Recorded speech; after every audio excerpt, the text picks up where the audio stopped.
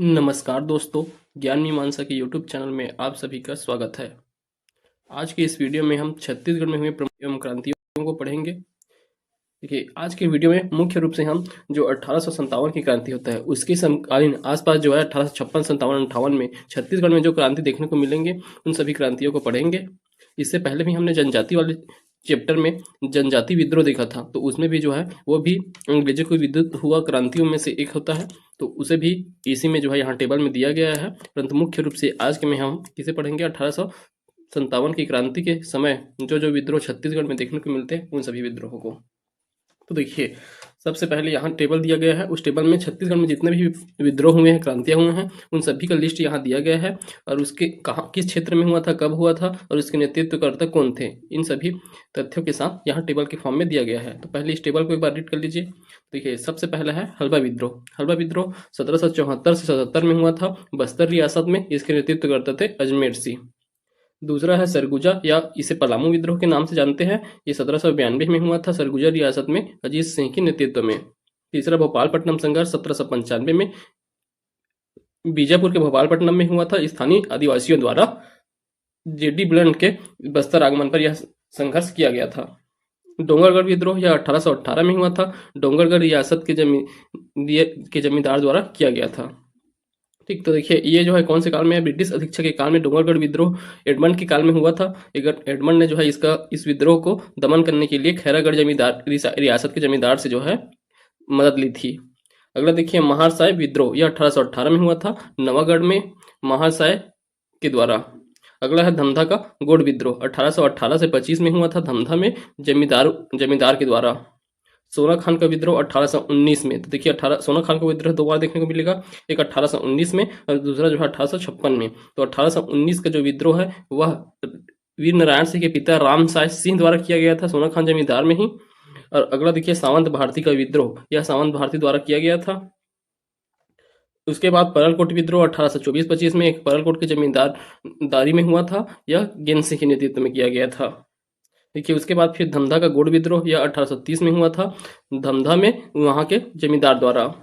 कोल विद्रोह 1831 से 32 में कोरिया रियासत में हुआ था, स्थानीय जनजाति द्वारा।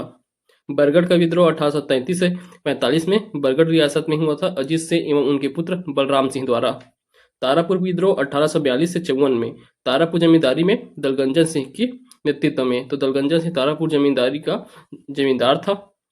मेरिया विद्रोह 1842 से 63, यह बस्तर रियासत में हुआ था हिरण्मय मांझी के नेतृत्व में। यह नरबली प्रथा के विरुद्ध जो प्रतिबंध लगाया गया था उसके विरुद्ध हुआ था मेरिया विद्रोह। अगला है लिंगागिरी विद्रोह, 1856 में हुआ था बस्तर क्षेत्र में धुर्वाराम माड़िया के नेतृत्व में। इसे महान मुक्ति संग्राम कहा जाता है, छत्तीसगढ़ का महान मुक्ति संग्राम लिंगागिरी विद्रोह को। अगला सोना खान विद्रोह, यह 1856 में हुआ था सोना खान जमींदारी में वीर नारायण सिंह के नेतृत्व में। तो देखिए सोना खान विद्रोह दो बार हुआ, पहला 1819 में राम साय की नेतृत्व में और दूसरा जो है वीर नारायण सिंह के नेतृत्व में। संबलपुर का विद्रोह यह 1857 में संबलपुर रियासत में सुरेंद्र साय के नेतृत्व में हुआ था। उसके बाद सारंगढ़ का विद्रोह 1857 में सारंगढ़ रियासत में कमल सिंह के नेतृत्व में। तो इन सभी को आप याद रखते जाएंगे, सारंगढ़ विद्रोह कमल सिंह के नेतृत्व में। सुहागपुर का विद्रोह 1857 में कोरिया रियासत में हुआ था, रंगाजी बाबू के नेतृत्व में। उदयपुर का विद्रोह यह 1858 में सरगुजा रियासत में हुआ था, कल्याण सिंह के नेतृत्व में। सिपाही विद्रोह, तो ये रायपुर का सिपाही विद्रोह, रायपुर का सैन्य विद्रोह भी कहते हैं इसे, 1858 में रायपुर बटालियन द्वारा किया गया था हनुमान सिंह के नेतृत्व में। ठीक, अगला देखिए कोई विद्रोह 1859 में होता है बस्तर क्षेत्र में। तो जनजाति विद्रोह में देखें कोई विद्रोह, यह जो है साल के वृक्ष की कटाई के विरोध में किया गया था 1859 में। नागुर डोला इसके नेतृत्वकर्ता थे। मुरिया विद्रोह यह 1876 में हुआ था बस्तर क्षेत्र में, झाड़ा सीढ़ा इसके नेतृत्व किए थे। तो मुरिया जनजाति के प्रमुख भागीदारी के कारण इसे मुरिया विद्रोह भी नाम दिया गया था। बेगार विरोध आंदोलन 1879 में राजनांदगांव रियासत में हुआ था सेवदार ठाकुर के नेतृत्व में। तो बेगार विरोधी आंदोलन राजनांदगांव रियासत में 1879 में। पहाड़ी कोरवा विद्रोह 1883 में सरगुजा रियासत में स्थानीय पहाड़ी कोरवा जनजाति द्वारा किया गया था। भूमकाल विद्रोह इसे तो डिटेल से पढ़ चुके हैं, 1910 में बस्तर क्षेत्र में हुआ था गुंडाधुर के नेतृत्व में। किसान उराव विद्रोह यह 1818 में सरगुजा रियासत में बुद्ध भगत के नेतृत्व में किया गया था। गोंड विद्रोह 1932 कोरिया रियासत में स्थानीय आदिवासियों द्वारा। तो ये सभी विद्रोह जो हमारे छत्तीसगढ़ में हुए हैं, तो इन सभी विद्रोह क्रांतियों को आपको एक बार याद रखना है। अब यहाँ देखिए जो मुख्य रूप से जो दिए हैं उसे हम आगे डिटेल से पढ़ेंगे। तो यहाँ मानचित्र में भी दिया गया है सभी जो विद्रोह अभी टेबल के फॉर्म में पड़े हैं उनको क्षेत्र के अनुसार जो है कि इस क्षेत्र में कौन से विद्रोह कब हुए, किनकी अध्यक्षता में, ये जो है यहाँ दिए गए हैं। एक बार आप इसे भी पढ़ सकते हैं। तो मानचित्र से अगर आपको याद करना है, क्षेत्र याद करने में दिक्कत हो रहा है तो आप यहाँ से देख सकते हैं। वैसे तो जैसे क्षेत्र का नाम है उसके हिसाब से आपको पता चल जाएगा कि किस क्षेत्र में कौन सा विद्रोह हुआ है। चलिए उसके बाद हम यहाँ से डिटेल पढ़ने स्टार्ट करेंगे। तो सबसे पहले है, सबसे महत्वपूर्ण विद्रोह है सोनाखान विद्रोह। तो सोनाखान विद्रोह जो है 1857 की क्रांति के समय हुआ था। तो देखिए 1856-57 में यह विद्रोह हुआ था। तो चलिए इसे पढ़ते हैं। सोना खान का इतिहास सबसे पहले दिया गया है। सोना खान जमींदार महानदी घाटी की एक महत्वपूर्ण जमींदारी थी जिसकी स्थापना 1790 ईस्वी में रतनपुर के कलचुरी शासक बहरेंद्र साय के शासन में बिसई ठाकुर बिंझवार ने सैन्य सेवाओं के बदले प्राप्त भूभाग पर किया था। इस रियासत में 1818 ईस्वी में जब ब्रिटिश प्रशासनिक नियंत्रण स्थापित हुआ तो राम साय के नेतृत्व में 1819 में प्रशासन के खिलाफ बगावत हुई थी, किंतु यह विद्रोह कैप्टन मैक्सन के नेतृत्व में कुचल दिया गया था। 1830 ईस्वी में नारायण सिंह को 35 वर्ष की आयु में सोनाखान रियासत का जमींदार बनाया जाता था। तो 1830 में जो है सोना खान के जमींदार बने नारायण सिंह। उस समय उनकी आयु 35 वर्ष थी। देखिए यहाँ का परिचय दिया गया है। शुरुआत 1856 में होता है। सोना खान बलौदा बाजार में स्थित है सोना खान, वहीं यह विद्रोह होता है। नेतृत्वकर्ता सोना खान के जमींदार वीर नारायण सिंह। इनके जाति पूछा जाता है, बिंझवाड़ जनजाति से संबंधित है वीर नारायण सिंह। अब देखिए इसके आंदोलन के विद्रोह के क्या क्या कारण थे। तो इस विद्रोह के सोना खान विद्रोह के प्रमुख कारण क्या है देखिए। तो वर्ष 1856 में सोना खान क्षेत्र में अकाल पड़ने के कारण अकाल पीड़ितों को अनाज उपलब्ध कराने के लिए वीर नारायण सिंह ने समीपस्थ करौद गांव को याद रखेंगे, करौद गांव कसडोल में के व्यापारी माखनलाल बनिया उनके गोदाम से अनाज लूटकर जनता में बंटवा दिया। वह इसकी सूचना रायपुर के डिप्टी कमिश्नर को दे दी थी। उसके बाद खुद ही लूटे थे गोदाम से अनाज को लूट लिए और जो है इसकी सूचना स्वयं ही रायपुर के डिप्टी कमिश्नर को दे देते हैं। व्यापारी का नाम था माखनलाल बनिया, क्षेत्र कौन सा, करौद गांव कसडोल। माखनलाल बनिया ने रायपुर के डिप्टी कमिश्नर चार्ल्स सी इलियट से शिकायत कर दी। परिणाम स्वरूप डिप्टी कमिश्नर ने तुरंत ही वीर नारायण सिंह के खिलाफ लूट एवं डकैत के आरोप में गिरफ्तारी का वारंट निकाल दिया। ठीक, तो ये इसके प्रमुख कारण है। उसके बाद देखिए घटनाक्रम कहाँ कैसे होता है, यहाँ के घटनाओं को देखिए। तो सबसे पहले वीर नारायण सिंह की संबलपुर में प्रथम गिरफ्तारी। तो वीर नारायण सिंह की प्रथम गिरफ्तारी कब होता है, तिथि याद रखना है, 24 अक्टूबर 1856। तो 24 अक्टूबर 1856 को संबलपुर से वीर नारायण सिंह को गिरफ्तार किया जाता है। संबलपुर से गिरफ्तार कर रायपुर जेल में बंद कर दिया जाता है। सबसे पहले रायपुर जेल, यहाँ के अधिकारी थे अंग्रेज अधिकारी कैप्टन स्मिथ द्वारा इन्हें गिरफ्तार किया गया था और उनमें अपराध क्या था, माखन बनिया की गोदाम से अनाज लूटने का आरोप लगा हुआ था। ठीक, तो इसी आरोप के तहत 24 अक्टूबर 1856 को कैप्टन स्मिथ द्वारा जो है इन्हें गिरफ्तार किया गया था संबलपुर से और रखा गया था कहाँ, रायपुर जेल में। उसके बाद देखिए दूसरी घटना, वीर नारायण सिंह का रायपुर जेल से मुक्त होना। उसके बाद रायपुर जेल से मुक्त हो जाते हैं ये, मतलब ये जो है 28 अगस्त 1857, 10 माह 4 दिन की सजा काट चुके थे। तो देखिए 28 अगस्त 1857 को रायपुर जो 3रे रेजिमेंट का मुख्यालय था कि कुछ सैनिकों ने वीर नारायण सिंह को स्वतंत्र संग्राम का नेता मानकर उन्हें जेल से मुक्त कराने हेतु जेल की दीवारों में सुरंग बनाई। इस योजना के तहत वीर नारायण सिंह रायपुर जेल से फरार होने में सफल रहे। तो वहां के सैनिकों ने ही इनकी मदद किया था वहां से फरार होने के लिए। अगला देखिए इनकी खोज, वीर नारायण सिंह की खोज के लिए नेपियर के साथ CV एल स्मिथ के साथ उनके सिपाहियों को जिम्मा दिया गया। 2 अधिकारी का नाम याद रखना है, नेपियर और लेफ्टिनेंट स्मिथ। इन दोनों को दिया गया है जिम्मेदारी वीर नारायण सिंह को खोजने का। ठीक, उसके बाद देखिए वीर नारायण सिंह का समर्पण। तो वीर नारायण सिंह समर्पण कब और क्यों करते हैं, तो 2 दिसंबर 1857 को वीर नारायण सिंह जो है समर्पण करते हैं। पृष्ठभूमि, वीर नारायण सिंह के रायपुर जेल के से फरार हो जाने के पर डिप्टी कमिश्नर चार्ल्स सी इलियट ने वीर नारायण सिंह को तत्काल गिरफ्तार करने का आदेश लेफ्टिनेंट स्मिथ को दिया था। लेफ्टिनेंट स्मिथ और लेफ्टिनेंट नेपियर यहाँ के प्रमुख अधिकारी थे। इन दोनों अंग्रेज अधिकारियों के नेतृत्व में विशाल अंग्रेज सेना 20 नवंबर 1857 को वीर नारायण सिंह को पुनः गिरफ्तार करने के उद्देश्य से सोना खान ग्राम की ओर रवाना हुए। तो 20 नवंबर को वो निकलते हैं सोना खान की ओर, किसके आदेश पर? चार्ल्स सी इलियट के आदेश पर। देखिए 2 दिसंबर 1857 को क्या होगा? आत्मसमर्पण करते हैं। तो देखिए वीर नारायण सिंह द्वारा अंग्रेजों के अत्याचार से बचाने हेतु पहले ही सोना खान गांव को खाली कराकर अपने पुत्र गोविंद सिंह को बाहर भेज दिया था। तो वे जो है पता था उनको कि अंग्रेज अधिकारी उन्हें पकड़ने के लिए सोना खान आएंगे, तो वो सोना खान गांव को और अपने पुत्र को वहां से भेज चुके थे। और जो है स्वयं क्या करते हैं, इन्होंने 500 हथियारबंद सैनिकों का एक दल गठित कर अंग्रेजों से लोहा लेने की ठानी, किंतु अंग्रेज अधिकारियों ने सोना खान गांव को आग के हवाले कर दिया था। परंतु अंग्रेज अधिकारी क्या करते हैं, सोना खान गांव को पूरी तरह से आग लगा देते हैं, जिससे प्रतिरोध व्यर्थ समझकर वीर नारायण सिंह ने कैप्टन स्मिथ के समक्ष 2 दिसंबर 1857 को आत्मसमर्पण कर दिया। तो देखिए क्या हुआ कारण कि ये जो है अंग्रेज अधिकारी पूरे गांव को आग लगाते हैं, तो आग लगाने के कारण आत्मसमर्पण करना पड़ता है वीर नारायण सिंह को, और वे जो है कैप्टन स्मिथ के सामने जो है 2 दिसंबर 1857 को आत्मसमर्पण करते हैं। उसके बाद 5 दिसंबर 1857 को डिप्टी कमिश्नर चार्ल्स सी इलियट के सम्मुख इन्हें पेश किया जाता है। तो 5 दिसंबर को उनके सम्मुख पेश किया जाएगा। अब देखिए इसके परिणाम क्या निकलेगा। परिणाम 10 दिसंबर 1857 को वीर नारायण सिंह को रायपुर के जय स्तंभ में चार्ल्स इलियट के फैसले के अनुसार फांसी दे दी गई।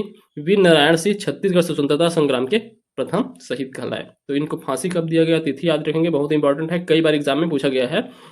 10 दिसंबर 1857 को वीर नारायण सिंह को रायपुर के जज स्तंभ चौक में फांसी दिया गया था। तो चार्ल्स सी इलियट के फैसले से, अर्थात देखिए चार्ल्स सी इलियट क्या थे, डिप्टी कमिश्नर थे। तो कमिश्नर ही क्या हुआ करते थे इस समय, जो है न्यायाधीश का कार्य करते थे। तो फौजदारी और दीवानी सभी मामले जो है उच्च स्तर में इन्हीं के पास जाया करता था, कमिश्नर के पास। तो चार्ल्स सी इलियट जो है इसके फैसले सुनाए थे। तो देखिए 10 दिसंबर 1857 को इन्हें फांसी दिया गया। उनके बाद जो है वीर नारायण सिंह जो है छत्तीसगढ़ के प्रथम स्वतंत्र अर्थात प्रथम शहीद कहलाते हैं। अगला देखिए पदाधिकारी। अब इस समय पदाधिकारी कौन कौन थे, तो नागपुर के कमिश्नर थे मिस्टर प्लाउंडन। डिप्टी कमिश्नर रायपुर के चार्ल्स सी इलियट 1897 की क्रांति के साथ जो है 1857 क्रांति के समय चार्ल्स सी इलियट छत्तीसगढ़ के डिप्टी कमिश्नर थे। अगले पुलिस अधिकारी में कैप्टन स्मिथ और नेपियर का नाम याद रखेंगे। नागपुर कमिश्नर में मिस्टर प्लाउंडन का याद रखेंगे। अब देखिए जेनकिंस का रिपोर्ट क्या कहता है। इस रिपोर्ट के अनुसार सोना खान किसी प्रकार की टकोली नहीं पटाता था, किसी भी प्रकार की टकोली नहीं पटाता था। इस अंचल की एकमात्र जमींदारी थी जो अंग्रेजों को टकोली नहीं देती थी। अब इसके लिए मुखबिर का काम कौन किए हैं, देखिए इस महान आंदोलन में कुछ ब्रिटिश भक्तों के सहयोग के कारण यह विद्रोह अपने उद्देश्यों को पूर्ण रूप से सफल न हो सका। यह ब्रिटिश सहयोगी कौन कौन थे, तो सबसे प्रमुख है ये देवरी के जमींदार महाराज साय। ये वीर नारायण सिंह के चाचा थे। इनकी हत्या 1860 में नारायण सिंह का पुत्र गोविंद सिंह ने सुरेंद्र साय के साथ मिलकर किया था। ठीक, तो ये देवरी के जमींदार महाराज साहब, इन्होंने सबसे पहले मुखबरी किए थे, और ये जो है इन्हीं का सबसे महत्वपूर्ण रोल था वीर नारायण सिंह को परास्त करने में। उसके बाद देखिए दूसरा है भटगांव के जमींदार, तीसरा बिलाईगढ़ के जमींदार, कटगी के लोकसाय का एवं त्रिलोकसाय, कटगी के भी जमींदार थे लोकसाय त्रिलोकसाय, इनके द्वारा शिवनी नारायण के बाल पुजारी द्वारा। तो इन सब की मुखबरी के कारण ही जो है यह आंदोलन असफल रहा। तो देखिए यहाँ से भी पूछा जाता है प्रश्न कि इन्होंने जो है अंग्रेजों की सहायता किया था करके। तो देखिए यहाँ जैसे प्रश्न कैसे पूछा जाता है, ऑप्शन के आधार पर आपको आंसर लेना रहेगा।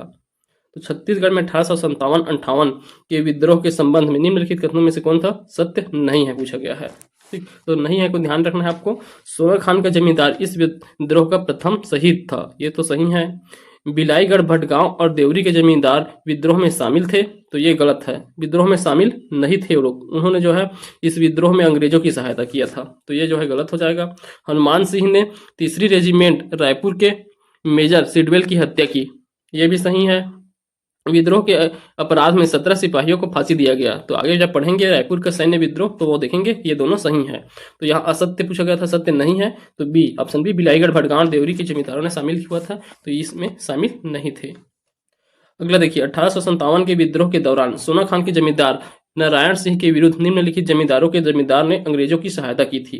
तो यहाँ आप दिया गया है ऑप्शन, तो ऑप्शन के आधार पे आपको आंसर लेना है। तो देखिए कौन कौन से किए थे, भटगांव के द्वारा किया गया था जमींदार द्वारा, देवरी के जमींदार द्वारा किया गया था, छुई खदान शामिल नहीं था, ना ही केंदा। तो 1 और 3 आंसर हो जाएंगे इसके, तो ऑप्शन सी 1 और 3 आंसर हो जाएंगे। अब देखिए अगला ऑप्शन में दिया हुआ है इस राज्य में निम्नलिखित में से किस स्टेट के जमींदार ने अंग्रेजी सेना की सहायता की जिससे 1857 में सोना खान जमींदारी नारायण सिंह को पराजित किया। तो सोनाखान के जमींदार नारायण सिंह को पराजित करने में किस जमींदार ने सहायता किया था? तो सबसे प्रमुख है, हम देखें हैं कि भटगांव के जमींदार भी किए हैं, बिलाईगढ़ के और देवरी के।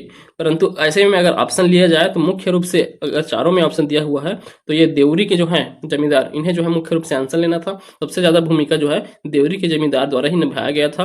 और ये जो है कौन थे? नारायण सिंह के चाचा थे। चाचा होने के बाद भी इन्होंने जो है धोखा दिया उन्हें। ठीक, तो सब अगर ऑप्शन दिया गया है तो आप देवरी को ही लेंगे आंसर। चलिए अब यहाँ देखेंगे हम सैन्य विद्रोह या फिर इसे रायपुर का सिपाही विद्रोह भी कहते हैं।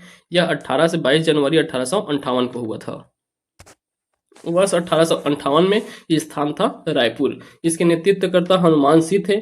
ये जो है बैसवाड़ा के राजपूत थे। तो बैसवाड़ा के राजपूत हनुमान सिंह द्वारा इसका नेतृत्व किया गया था।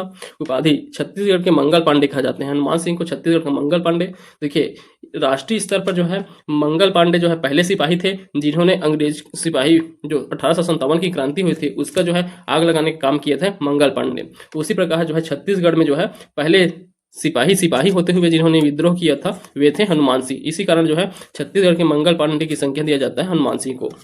हनुमान सिंह का पद देखिए तो हनुमान सिंह 3री बटालियन में मैगजीन लश्कर के पद पर कार्यरत थे। तो 3री बटालियन में मैगजीन लश्कर के पद पर कार्यरत थे।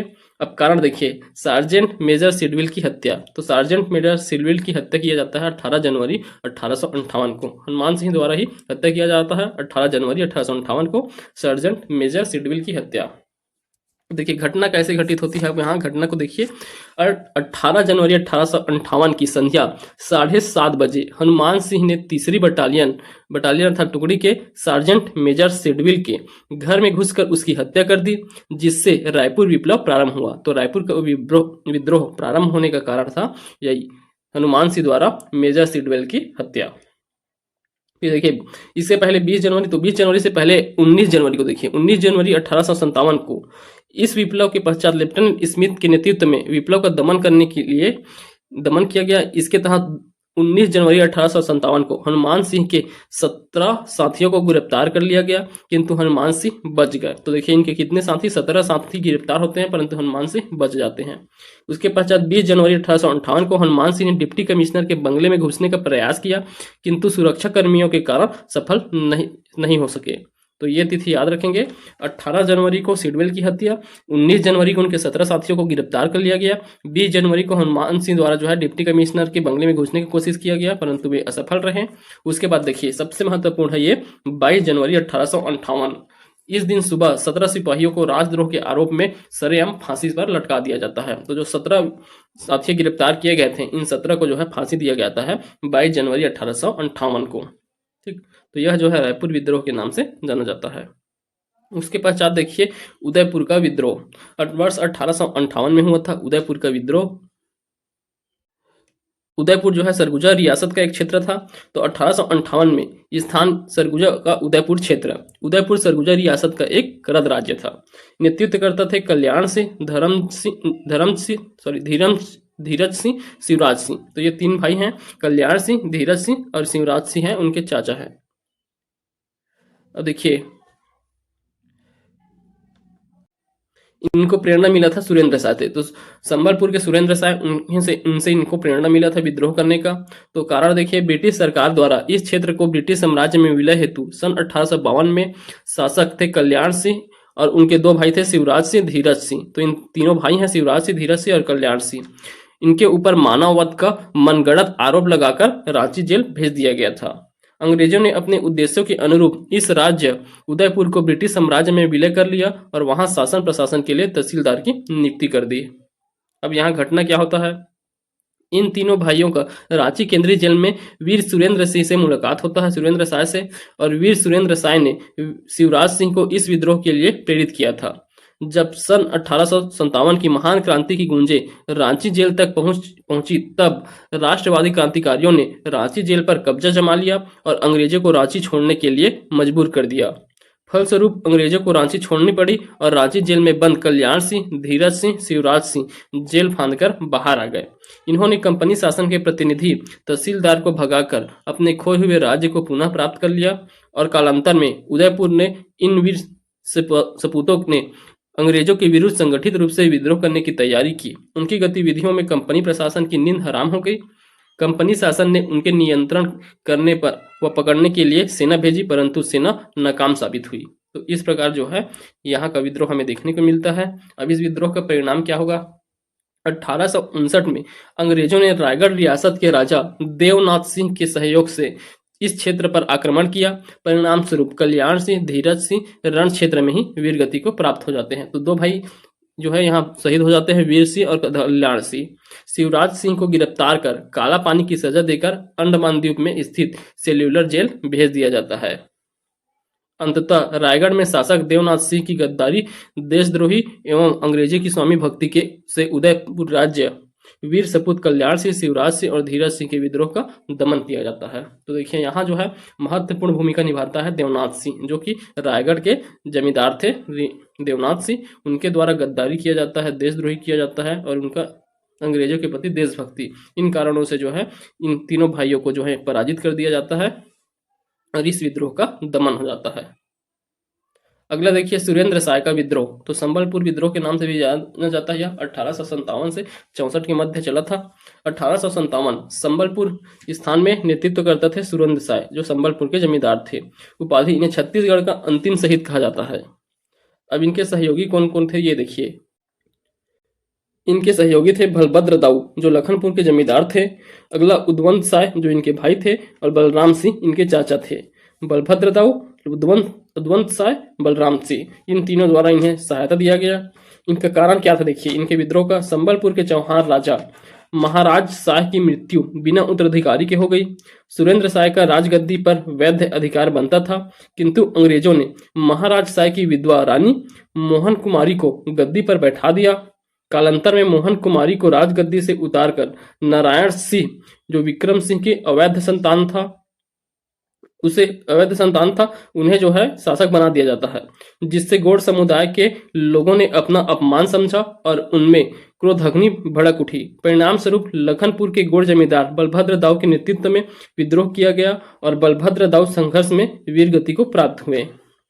रामपुर के जमींदार अंग्रेज भक्त थे, इस कारण सुरेंद्र साय ने उद्वंत साय और बलराम सिंह के साथ मिलकर रामपुर के जमींदार दरबाय सिंह पर प्राणघातक हमला किया, पर उनकी हत्या कर दी। तो किन्हें मारा जाता है देखिए, दरबाय सिंह, जो कि रामपुर के जमींदार थे। ये अंग्रेज भक्त थे और इन्होंने अंग्रेजों से चुनौती देने के लिए उनके आदमी को मार दिया जाता है, राम सिंह के जमींदार दरबाय सिंह को। परिणाम क्या निकलता है? सुरेंद्र साय को उनके साथियों के साथ गिरफ्तार कर हजारीबाग जेल में भेज दिया जाता है। तो किस जेल में रखा जाता है इन्हें? हजारीबाग जेल में कैद किया जाता है सुरेंद्र साय को। अब घटना देखिए, 31 अक्टूबर 1857 को हजारीबाग जेल से, जो रांची में जो जेल था उसी का नाम है हजारीबाग जेल, वहां से फरार हो जाते हैं 31 अक्टूबर 1857 को। 23 जनवरी 1864 को सुरेंद्र साय का पुनः गिरफ्तार कर असीरगढ़ के किले में कैद कर लिया जाता है। तो सबसे पहले 31 अक्टूबर 1857 को इनके द्वारा हजारीबाग जेल से फरार हो जाता है। फिर 23 जनवरी 1864 को इन्हें फिर से गिरफ्तार किया जाता है और इस बार जो है असीरगढ़ के किले में कैद कर लिया जाता है। इनकी मृत्यु हो जाता है असीरगढ़ के किले में ही 28 फरवरी 1884 को। तो 28 फरवरी 1884 को सुरेंद्र साय की असीरगढ़ किले में मृत्यु हो गई। इन्हें छत्तीसगढ़ का अंतिम शहीद माना जाता है। छत्तीसगढ़ का अंतिम शहीद सुरेंद्र साय को माना जाता है। ठीक, तो ये था सुरेंद्र साय का विद्रोह, या जिसे संबलपुर विद्रोह के नाम से जानते हैं। अब अगला देखिए सुहागपुर में संघर्ष 1857 में हुआ था। सुहागपुर का संघर्ष 15 अगस्त 1857 को सुहागपुर में नेतृत्व करते थे रंगाजी बापू। साथ में इनके सहयोगी में याद रहेंगे गुरूर सिंह और रणमत सिंह। रंगाजी बापू के सहयोगी गुरूर सिंह, रणमत सिंह।